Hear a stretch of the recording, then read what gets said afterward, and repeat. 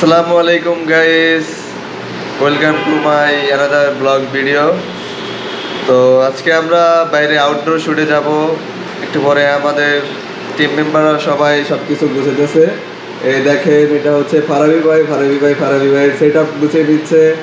তো ওই পাশে আরও আমাদের দুইজন মেম্বার আছে, তো তারা বের হবে একটু পরে। আমরা বাইরে শ্যুট করবো, তো আমাদের শ্যুটের পিছনের গল্প আপনাদেরকে আজকে দেখাবো।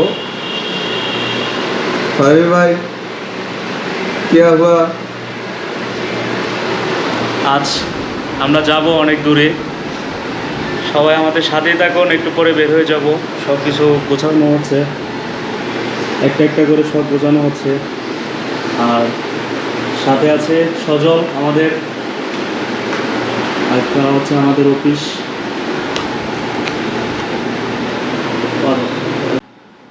অফিসের ছোট্ট একটা মাছের অ্যাকোয়ারিয়াম, অনেক ছোট ছোট মাছ, খুব বেশি মাছ নেই, তো আমি মাছকে খাবার দিলাম, মাছ খাবার খেতেছে।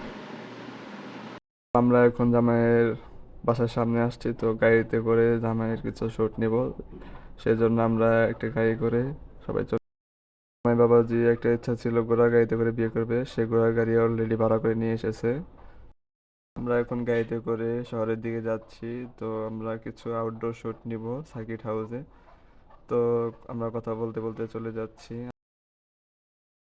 আমি আর ইস্তিয়াক ভাই পিছনের সিটে, সামনে হলো ফারাবি ভাই বসে আছে। ফারাবের খুব শখ ছিল সামনে বসে যাবে সে। তারপর আমরা ডিস্ট্রিক্ট গেটে চলে এলাম। ডিস্ট্রিক্ট গেটে আমরা পার হয়ে আমরা এখন সার্কিট হাউসের ভিতরে চলে যাব একটু পরেই।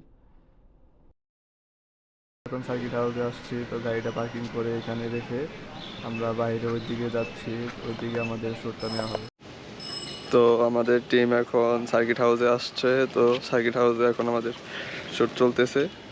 তো কাপল শ্যুট চলতেছে ওয়েডিংয়ের।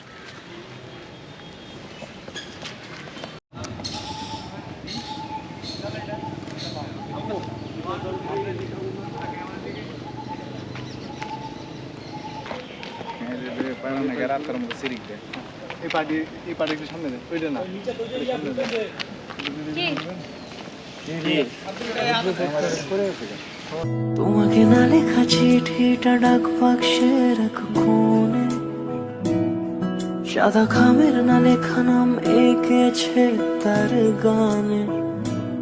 তোমাকে না লেখা চিঠিটা ডাক বাক্সের এক কোণে, সাদা খামের না লেখা নাম এঁকেছে তার গানে। তো আমি এখন সার্কিট হাউসের ভিতরে আছি, তো আমাদের শ্যুট শেষে এখন আমরা চলে যাব। সেই চিঠি যত লেখা থাকে একা একা, সেই গানের না শোনা সুর আঁকা। তো জামাই তার বউয়ের পাশে চলে আসছে, ঘোড়া গাড়িতে করে উঠে নিয়ে যাবে।